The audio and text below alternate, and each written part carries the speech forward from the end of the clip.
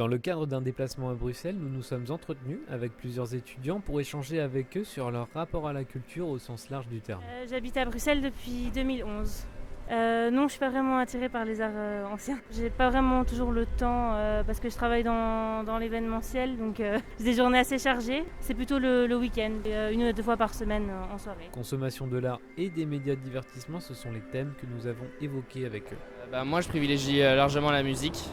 J'écoute de tout, du rap, de l'électro, de R&B, un peu de tout. Et autrement, tout ce qui est musique dans les bars, les boîtes de nuit, dans les festivals, les concerts. J'ai carrément le temps dans tout ce qui est trajet du quotidien. Par exemple, là, je dois aller au boulot, j'ai 40 minutes. La diversité de leurs témoignages nous a permis d'avoir un aperçu assez large de ce que représente la culture chez eux au quotidien. Je dirais que oui, il y a un avantage à consommer plus d'art justement avec Bruxelles parce que comme vous le voyez ici, il y a toutes sortes de musées. C'est vrai que j'y allais énormément avec mes parents quand j'étais plus petit. J'ai moins le temps malheureusement. Moi je suis pas spécialement intéressé par l'art, mais après j'aime bien y avoir accès en fait. Genre si j'ai l'occasion de pouvoir aller voir une expo, j'aime bien y aller. Moi oui, et comme j'habite à Bruxelles, j'avais déjà fait quelques musées ici, mais en fait depuis le Covid, forcément c'était fermé donc j'avais pas pu y aller.